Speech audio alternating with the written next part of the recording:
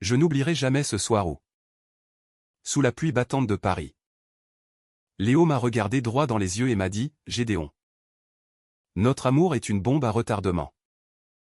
Et les médias vont la faire exploser. » Mon cœur s'est serré comme un étau. Car je savais que ces mots n'étaient pas une métaphore, mais une prophétie douloureuse dans un monde où être gay signifiait encore naviguer entre secrets et scandales.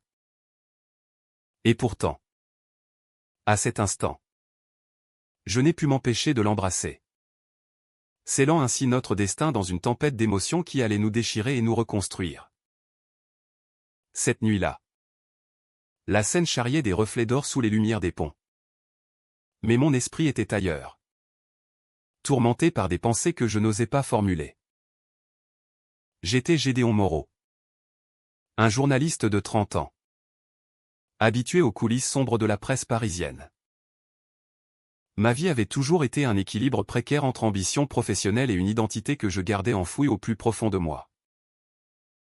Être gay en France, en 2025, n'était plus un tabou absolu. Mais dans les cercles médiatiques où j'évoluais, cela restait une vulnérabilité que l'on exploitait sans pitié. J'avais grandi à Lyon, dans une famille bourgeoise où les apparences primaient sur tout. Et j'avais appris tôt à masquer mes désirs sous un voile d'hétéronormativité feinte. Mais ce soir-là, tout a basculé. Je me souviens de la première fois où j'ai croisé Léo. C'était lors d'une conférence de presse au Palais Bourbon, où des politiciens débattaient de réformes sur les droits LGBT. Léo Blanchard était là. En tant que militant activiste, avec son charisme magnétique qui illuminait la salle. Il avait 28 ans. Des cheveux blonds en bataille. Un regard vert perçant qui semblait lire en vous comme dans un livre ouvert. Son discours était enflammé, il dénonçait l'hypocrisie des médias qui sensationnalisaient les histoires queer pour booster leurs audiences, sans se soucier des vies brisées. Nous ne sommes pas des spectacles, avait-il lancé, sa voix tremblante d'une passion contenue. À cet instant, quelque chose en moi s'est fissuré. Je me suis approché de lui après l'événement, prétextant une interview pour mon journal. Mais en vérité, c'était mon cœur qui cherchait une connexion.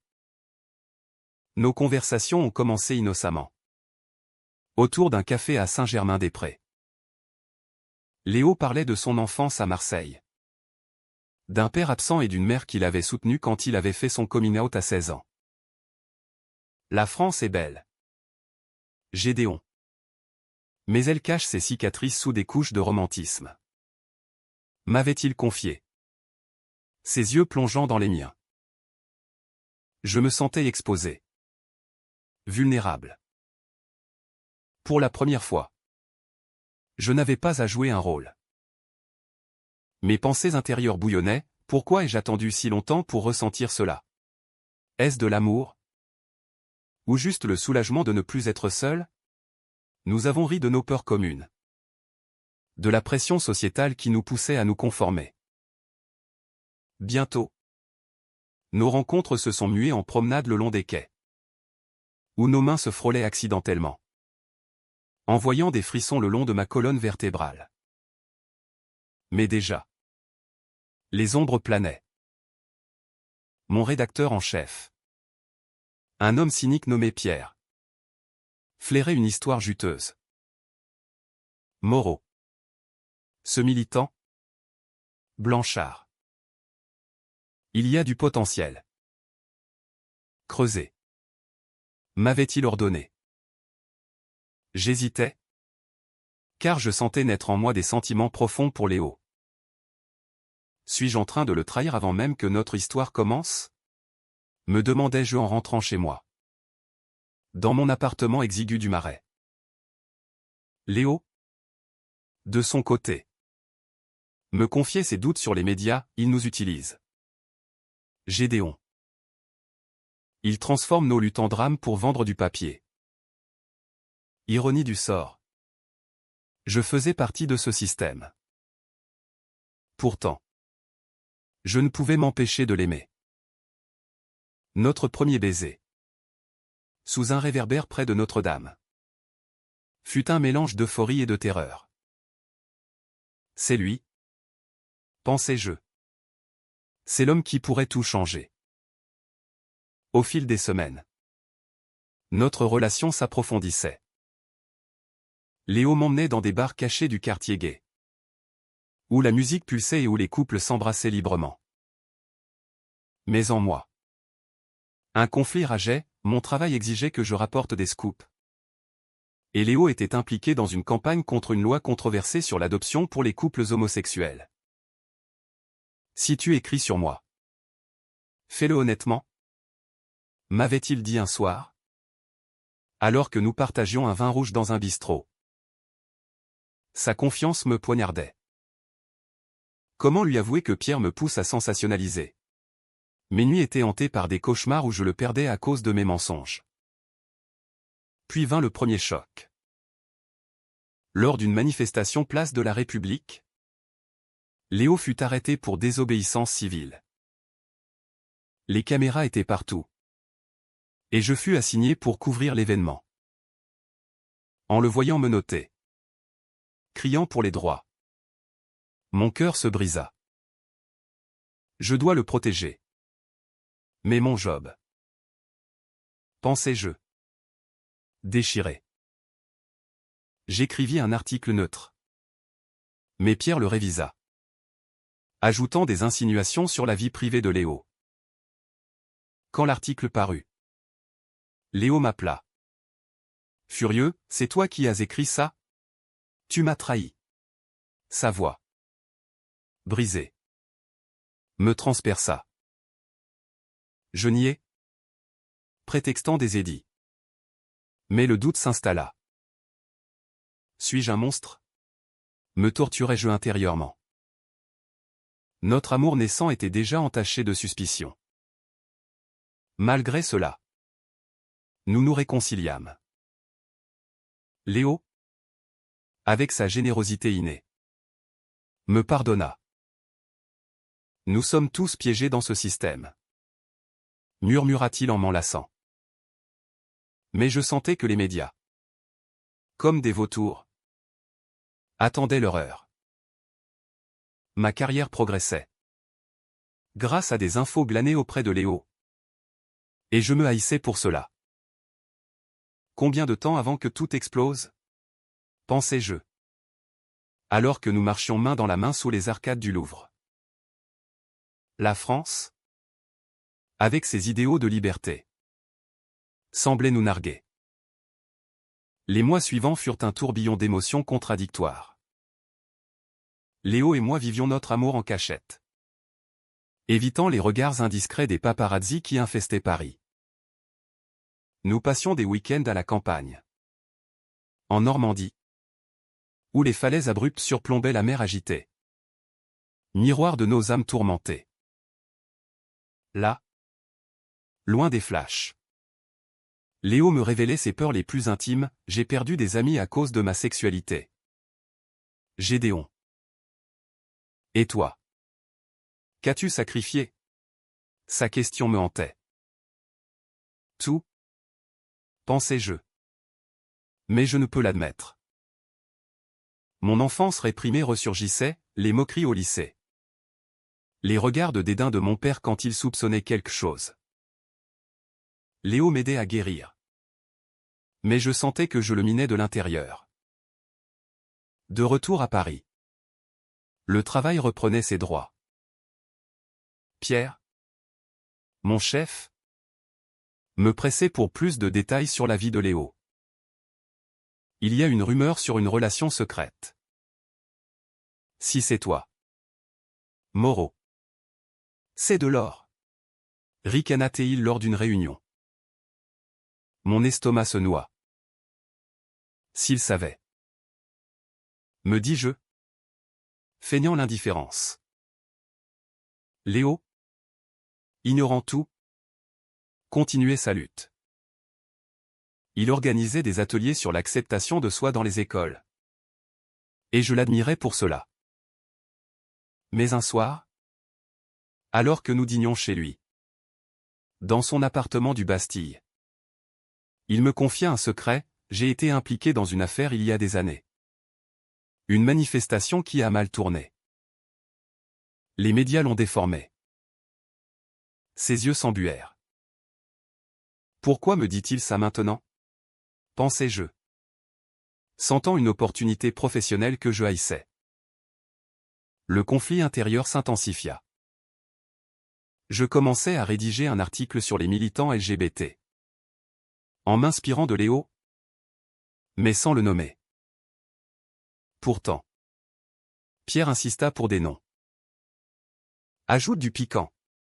Ordonna-t-il. Je cédai partiellement. Mentionnant un activiste anonyme. Quand Léo lut l'article. Il explosa, c'est moi. N'est-ce pas? Tu utilises mes confidences. Sa voix tremblait de trahison. Je tentais de m'expliquer, c'est pour sensibiliser. Léo. Pour nous. Mais il secoua la tête. Les larmes aux yeux. Je suis un traître. Réalisai-je. Et notre amour en paie le prix. Nous nous séparâmes temporairement. J'errais seul dans les rues de Montmartre. Me flagellant intérieurement. Pourquoi ne puis-je choisir entre lui et ma carrière? Les cafés bondés. Les artistes de rue. Tout me rappelait notre bonheur passé.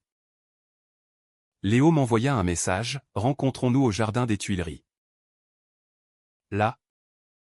Sous les statues impassibles. Il me serra dans ses bras. Je t'aime. Gédéon. Mais les secrets nous tuent. Confessa-t-il. Nous décidâmes de tout révéler. Mais naïvement. Nous sous-estimions les médias. Bientôt. Une fuite anonyme que je soupçonnais provenir de Pierre exposa notre relation. Les tabloïds s'emparèrent de l'histoire, le journaliste et le militant, amour ou manipulation? Les titres hurlaient. Déformant tout. Léo fut accusé d'utiliser ma position pour sa cause. Et moi d'exploiter son activisme pour des scoops. Les réseaux sociaux s'enflammèrent.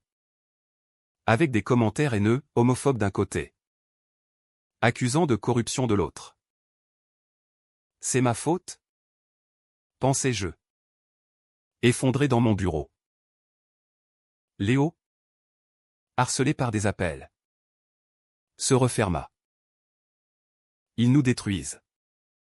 Murmura-t-il au téléphone. Pourtant. Au milieu du chaos. Notre lien se renforça. Nous nous réfugiâmes dans un hôtel discret à Versailles. Où les jardins royaux offraient un semblant de paix. Là. Léo me raconta son passé en détail, une jeunesse marquée par le rejet. Une relation toxique qu'il avait brisée. Toi. Tu es différent. Dit-il. Sa main dans la mienne. Mes pensées tourbillonnaient, mais suis-je vraiment? Ou suis-je le prochain à le blesser? Nous fîmes des promesses. Jurant de lutter ensemble contre cette exploitation médiatique.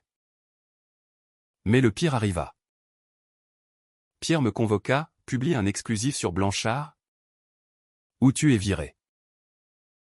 Menaça-t-il. Déchiré. Je refusai initialement. Mais la peur de perdre mon emploi ou ma seule identité en dehors de Léo me rongea. Que suis-je sans mon travail? Me demandai-je. En secret. J'écrivis un brouillon. Révélant le secret de Léo sur l'ancienne manifestation. C'était une trahison impardonnable. Mais je me convainquis que c'était pour le protéger. En le présentant sous un jour positif. Erreur fatale. L'article fuita avant publication. Léo, apprenant cela, m'affronta dans un café près de la Sorbonne. Comment as-tu pu? Cria-t-il.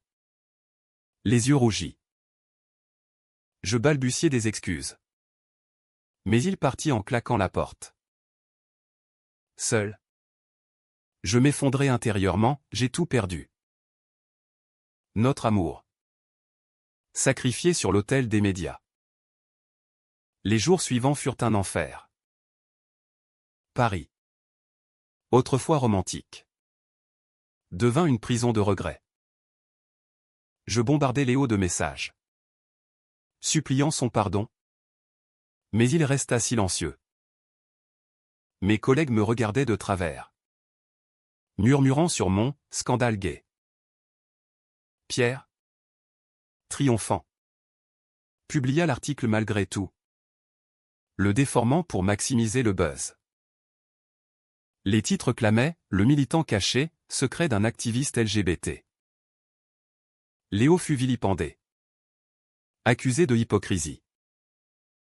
Sur les plateaux télé, des experts débattaient de notre relation comme d'un cas d'étude, ignorant la douleur humaine derrière. En moi, un ouragan rageait. Comment ai-je pu laisser cela arriver? Me torturais-je, errant dans les allées du Père-Lachaise, parmi les tombes qui me rappelaient la mortalité de nos erreurs. Léo, de son côté, subissait le harcèlement, menaces en ligne, perte de soutien pour sa cause. Un ami commun me confia qu'il envisageait de quitter la France. L'idée me terrifia. Sans lui, qui suis-je? Pensais-je, réalisant que mon identité gay, si longtemps réprimée, était inextricablement liée à lui. Puis vint l'entrevue fatidique. Une chaîne nationale invita Léo à s'exprimer.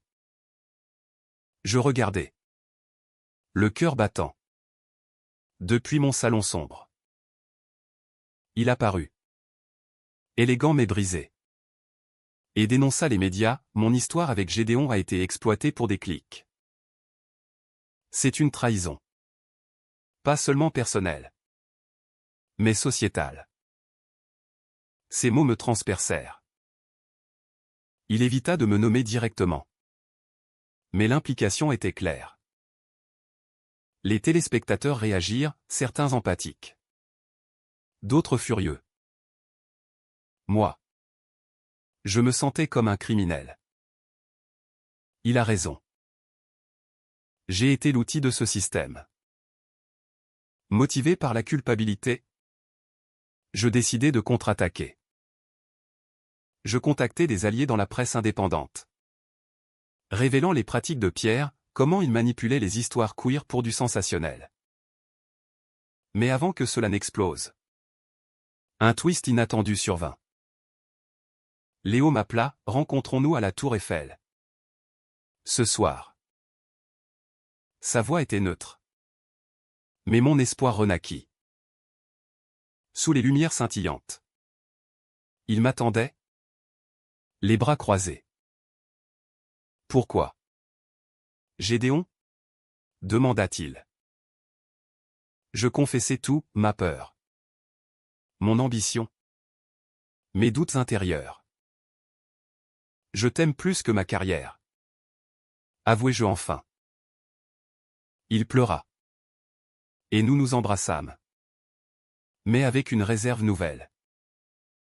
Cependant, la réconciliation fut de courte durée. Une nouvelle fuite révéla que Pierre avait des enregistrements de nos conversations privées. Comment? Je l'ignorais. Mais les médias s'en emparèrent, transformant notre intimité en spectacle. Léo, outré, accusa, c'est toi qui les as fournis? Non. Jurai-je. Mais le doute persistait. Qui nous trahit? Me demandai-je. Paranoïaque. En réalité, c'était un collègue jaloux. Mais nous l'ignorions. Le climax approcha lors d'une conférence de presse que Léo organisa pour clarifier. J'y assistai incognito, le cœur en lambeaux. Il parla avec éloquence, notre amour n'est pas un scandale. C'est la société qui en fait un. La foule applaudit. Mais un journaliste hostile lança, et votre partenaire? Le traître? Léo hésita. Puis, Gédéon est victime autant que moi. Ces mots me stupéfièrent. Il me défend encore? Pensais-je. Ému aux larmes. Mais le soir même. Une bombe, Pierre publia un éditorial accusant Léo de manipulation. Furieux. Je confrontai mon chef dans son bureau haussmannien. Vous détruisez des vies. Hurlai-je. Il rit, c'est le business. Moreau. Dégoûté. Je démissionnai sur le champ. Enfin libre. Mais à quel prix? Me dis-je. Sortant sous la pluie. Léo et moi nous retrouvâmes dans un parc de Belleville. Il admit ses propres erreurs, avoir partagé trop vite. Sous-estimer les risques. Nous sommes tous les deux coupables. Murmura-t-il. Notre étreinte fut chargée d'émotions. Mais les cicatrices restaient. La tempête médiatique culmina en un ouragan. Après ma démission, je devins persona non grata dans les cercles journalistiques. Les amis s'éloignèrent, me traitant de traître. Léo, de son côté, vit sa campagne boostée par la sympathie publique, mais au prix d'une exposition épuisante. Nous nous voyons en secret, dans des cafés obscurs de Pigalle, où nos conversations étaient hantées par la méfiance. Peux-tu me promettre que c'est fini? Les secrets? Me demanda-t-il un soir. Je hochai la tête. Mais intérieurement, je luttais, et si je ne suis qu'un imposteur? Un rebondissement inattendu surgit quand un hacker anonyme révéla des emails internes de mon ancien journal, prouvant que Pierre orchestrait des campagnes de diffamation contre les figures LGBT pour des gains politiques. Le scandale éclata, manifestation devant les bureaux. Appel au boycott. Léo fut contacté pour témoigner. C'est notre chance de riposter, me dit-il. Excité. Mais je craignais, et si cela nous expose plus? Mes nuits étaient agitées de doutes. Lors d'une audition publique à l'Assemblée nationale, Léo parla avec force, mon histoire avec Gédéon a été volée. Déformée. Les médias doivent répondre de leurs actes. La salle applaudit. Moi, assis au fond, je sentis une fierté mêlée de regret. Il est plus fort que moi, pensais-je. Mais Pierre contre-attaqua en justice, m'accusant de diffamation. Le procès devint un cirque médiatique, avec des témoignages contradictoires. Au milieu de cela, une trahison personnelle, un ex de Léo ressurgit, alimentant les rumeurs d'infidélité. C'est faux, s'exclama Léo quand je l'affrontai. Mais les photos truquées circulaient. Dévasté, je m'isolai dans un chalet en Provence, entouré de lavande. Mais mon esprit hurlait, l'amour est-il toujours synonyme de souffrance? Léo vint me chercher, jurant son innocence. Nous passâmes des jours à nous reconstruire, parlant des heures de nos peurs. La France nous promet l'égalité, mais nous devons la conquérir, dit-il. Le point de non-retour fut le verdict du procès. Pierre fut condamné pour manipulation, et mon nom fut blanchi. Mais Léo, épuisé, me confia, je ne sais plus si je peux continuer avec toi. Ces mots me brisèrent. Après tout ça, le perdre? Pensais-je. Paniqué. Nous nous disputâmes violemment dans un restaurant lyonnais, où il accusa, ton monde nous a détruits. Je répliquai, et le tien, avec ses idéaux, nous expose. Les larmes coulèrent. Et il partit. Seul. Je réfléchis profondément. J'ai exploité notre histoire, Mais maintenant, je dois la réparer. Je décidai d'écrire un livre exposant les coulisses des médias. Léo, apprenant cela, revint, fais-le pour nous. Notre réconciliation fut tentative, chargée de promesses. Mais un ultime twist, des preuves montraient que Léo avait initialement contacté les médias pour booster sa cause, utilisant notre relation. Choqué, je l'affrontai, était-ce calculé? Il admit partiellement, au début. Peut-être. Mais l'amour est venu. La trahison mutuelle nous frappa. Nous sommes tous les deux coupables. Réalisé-je. Dans les mois qui suivirent, Paris reprit son rythme. Mais nous avions changé. Le scandale s'estompa, remplacé par d'autres nouvelles. Mon livre, Amour exploité, devint un best-seller, dénonçant l'exploitation médiatique des histoires queer. Les critiques louèrent son honnêteté. Et je devins un porte-voix inattendu pour la communauté LGBT. Léo, de son côté, mena sa campagne à succès, obtenant des avancées sur l'adoption. Nous nous revîmes lors d'un gala à l'Opéra Garnier. Ses yeux verts croisèrent les miens. Et un sourire timide apparut. Gédéon. Ton livre. C'est nous? Murmura-t-il. Nous parlâmes des heures. Avouons nos erreurs. Le pardon est-il possible? Me demandai-je. Oui. Car notre amour, forgé dans le feu, était résili. Finalement, nous choisîmes de reconstruire, loin des projecteurs. Nous déménageâmes à Bordeaux, où les vignobles offraient une paix relative. Là, nous fondâmes une association pour soutenir les victimes de harcèlement médiatique. Notre relation, autrefois explosive, devint un havre de compréhension. Nous avons transformé notre douleur en force, dit Léo un soir, en me serrant la main. Les médias, ironiquement, se retournèrent contre leurs propres pratiques. Pierre perdit son job.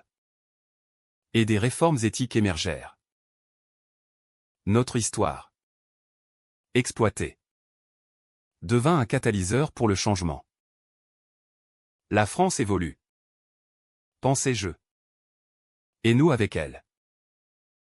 Aujourd'hui, en regardant Léo dormir, je sais que l'amour triomphe des trahisons. Nous sommes ensemble. Plus forts. Dans un monde qui apprend lentement l'humanité.